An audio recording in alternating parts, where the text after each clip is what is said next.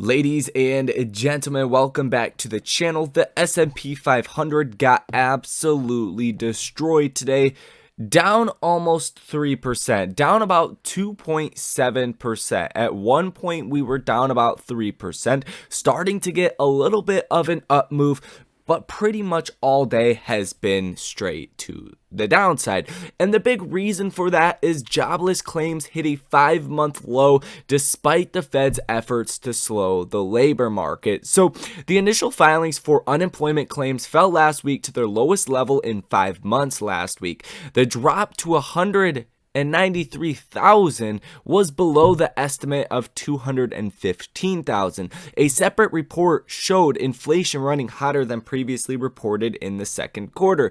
Now, why is this such a big deal? Why is the labor market the most important thing to the Fed? Well, simply put, when the Fed raises rates, it is going to have an impact on growth and jobs and all these other things, right? And hopefully bring down inflation in that process. Well, if the job market is still record hot, in a year the Fed has raised rates at its fastest pace it ever has. Well, that is telling the Fed that they have more room to go before you start affecting the labor market, because we're simply not affecting the labor market as of right now. So what the markets are interpreting this as is the Fed is just going to keep raising rates. There's not really a uptick in unemployment that's going to make the Fed say, hey, should we possibly pause our rate hike? Should we take a second look at what this is doing to the economy?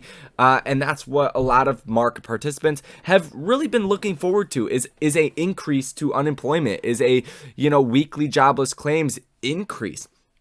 And that hasn't happened. So when you start to get that, which eventually will happen, you start to get more unemployed people, more weekly jobless claims, that's going to be a very bullish thing. Now, the Nasdaq is down over 3.5% today. The Russell 2000 down over 3%.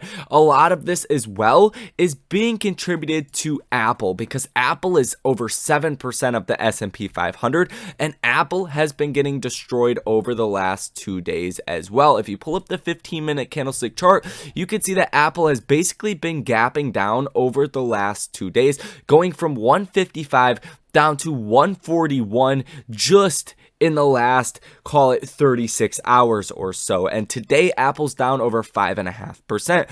Apple wouldn't even be down 5.5% really during all of 2022. I don't really think there was a day Apple was down more than 5.5% like it is today. And this is due to Apple coming out and saying that they are not going to increase production of the iPhone, and that there could be some delays in production. So what I'm getting at here is this is actually a bullish thing to finally see Apple crack, because Apple has really been a safe haven for a lot of the markets. Apple has been, the stock that has really held things together for so long now. If you do see Apple continuing to come down, maybe it's the 130 level, maybe it's the 120, or maybe it's $100 per share. But once we get to that level, I think you can see a lot more money start to broaden out and go into a lot of these stocks that have been really beaten down, right? A Square from $300 to $55, right? PayPal, $300 to $80. A lot of other stocks that have been destroyed should start to get a little bit more love, and it gets us closer to a bottom, and it gets us closer, hopefully, to a Fed pivot, because these companies, they are starting to lay off employees, but it's going to take a little bit of time. Now, you're also getting the situation out of the UK. Their monetary policy is interesting, right? They're going to stop selling bonds. They're going to start buying bonds. So that was a U-turn for the UK, and possibly around the corner for America. Now, something we have talked about extensively here on this channel is UUP. UUP stands for the dollar, and as you guys hopefully already do know by this point, the dollar gains or gains strength or loses strength or loses value based off of relative currencies, right? If Chinese yuan or Japanese yen or whatever currency it is, if that can buy you more US dollars, well, the US dollar is going to be weaker, right?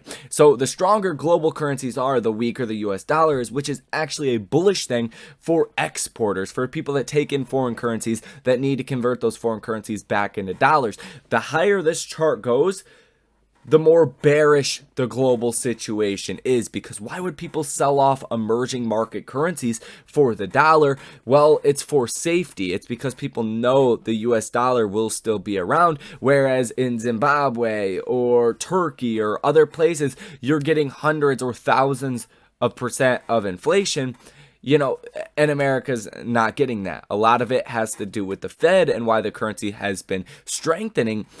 And given where we are with all of these things that I just said, I want to be bullish on equities at this current moment. Not saying the bottom's in, right? We're hitting a fresh new low for 2022 as we literally speak, and we are at the lowest close of 2022 right now. So I'm not saying it's, going to happen tomorrow, but we are a lot closer to the bottom, and historically should be close to the bottom as far as Fed tightening cycles go from here. So I think that is something to be very, very bullish on.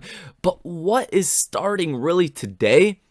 Well, you have earnings season. Now, earnings season will be key because the markets have not been dropping because earnings have been dropping. The earnings estimates are still sky high. Now, that's the problem, though. If earnings come in bad and people have to start bringing down their earnings expectations, well, that is either going to give the markets, a fresh look and say, hey guys, maybe stocks are appropriately valued, or maybe these revenue streams are going to fall through for a lot of companies. And today in after hours, you have Micron that reports earnings, which is $50 billion semiconductor company. That will be important for AMD, Nvidia, certain sectors of the markets.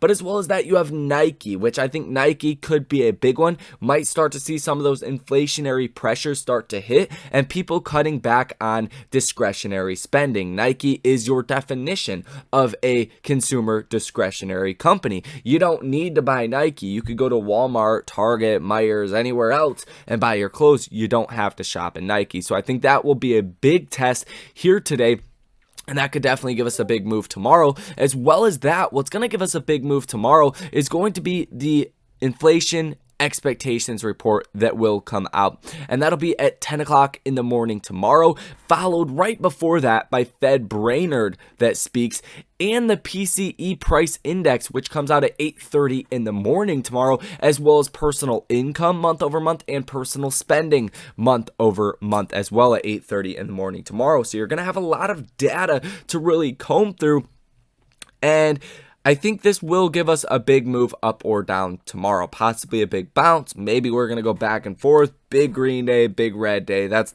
how the last 2 days have played out. And we'll have to see for tomorrow. But all in all, really, it could go 50-50. I'm leaning quite negatively towards Nike earnings, towards Micron earnings, maybe the Michigan consumer sentiment.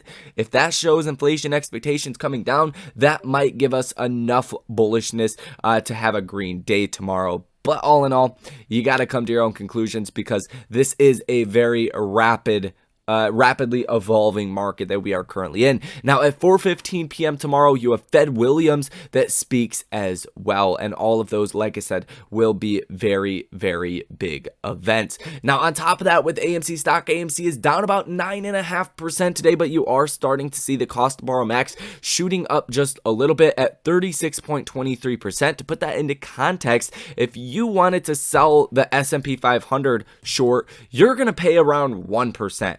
AMC is 36.23%, and it's been over 20% for a while now. So I think that is a pretty big deal, and I think that's something that shouldn't be overlooked. These numbers are still very, very high. A lot of us have been spoiled and really don't understand what a normal cost to borrow rate is and what a high cost to borrow rate is, because 36% is abnormally high, whereas, like I said, S&P 500, 1% cost to borrow rates, Tesla, 2% cost to borrow rate, right? So this is over 10 times larger than that, 15 times more expensive to sell AMC stock short than Tesla.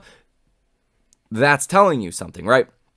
Now, as far as the short interest data that we are getting, we're going to go ahead and take a look at that, because the estimated short interest of free float is sitting at about 19%. The free float out on loan continues to go higher. So yes, there is a lot of dry powder that may or may not be used against us in the future. That's sitting at almost 36%. The days to cover at 4.33, and the cost to borrow is at 17% here, it says on this page. And the utilization is at 100%. Now let's take a look at the option activity on such a gloomy day like today in the markets. You have 4 orders totaling about $79,000, positive order value of 100%. Not a lot of option activity taking place on AMC today, but the options that we have gotten, a $35,000 order and a $20,000 order, have both been bullish. A December 16th $9 call, and an October 21st $6.50 call as well. So I think that is a good sign, considering AMC down about 10% here on the day. And if you look at the broad markets more objectively, you're sitting right here, like I said, just broke a new low for 2022 here today, and we're going to close at a new low as well. I think tomorrow, though, is really going to be that either gap down or gap up kind of day. You're either going to get that double bottom bounce, or you're going to get the inverse head and shoulders, or the head and shoulders just crash, right? That's possibly what could play out as well. And the next level I would really target on the S&P 500 would be about 328 or around 330 to make things a little simpler, and I think tomorrow will give us a sign of that. Now the RSI is extremely oversold as well, under that level of 30, which last time we were there, we did get a pretty sharp bounce from the bottom, and that was back in January. So even through all of the market sell-offs and all of the pain we have seen in 2022, the last time the RSI was oversold like this was January of 2022. So 8 months ago, right? 9 months ago now. So it's been a while. Usually when that happens, you will see a bounce in one degree or another. Now the MACD is also very, very bullish. Bearish, very, very bearish. It's getting to extremely bearish levels as well. Now with AMC stock, I have this level drawn out at $6.94 per share. You're holding above that right now. You're literally right on $6.94 per share. Hit a low just a couple days ago at $6.81 per share, and we've held up above this level ever since. This is about $1 off of the 2022 low that we hit at $5.96 per share. So relatively speaking, AMC holding up a little bit better than the S&P 500, and same thing applies as far as the RSI and MACD. They are both very, very bearish on AMC, and a lot of data that is coming out right now is showing some degree of individual retail investors are somewhat going through capitulation. Even some hedge funds are going through capitulation at this current moment, and that could mean we're closer to a bottom as well. But let me stress the importance of tomorrow. Michigan consumer sentiment data, very, very big. You have Fed speakers, personal income data. You are also going to get a decently large option expiration, and you are at the low of 2022. So mixing all of those factors together, you're going to see a big move in one direction or the other, and that could help kind of confirm which direction we're going to go probably for the next couple of weeks, since we are in this technical formation where it could go bullish with the double bottom bounce, or you could get that flush through and we might not hold at the previous bounce level, which was June 17th, the low of 2022. So I hope you guys understand how important today actually is, and especially heading into tomorrow. But really, you want to be a buyer of the damn dip, baby. Hit that like button, subscribe to the channel, source your comments, questions, or concerns down below in the comment section. If you guys want to come trade with me live in real time, get access to all of my trades that I've been making on an almost, daily lately it's been a weekly basis just because this is not the market you want to go out and buy puts in. This is not really the market you want to go buy calls in until you get some direction here, because everything is so expensive. It's like trying to buy, flood insurance when a big storm's coming, right? Good luck with that. They are going to tax you and tax you and tax you. They are going to manipulate those prices, right? Because you're a lot higher risk. Same thing with the options market right now. That's why you want to be a little bit more careful, but I do see an opportunity in a big way starting to present itself. So thank you guys for watching. Like I said, hit the like button, all of that good stuff. If you guys want to get some free stock with Webull, Moomoo, and Public, link down below in the description as well to do so for that. Thank you for watching, and I will see you in the next one.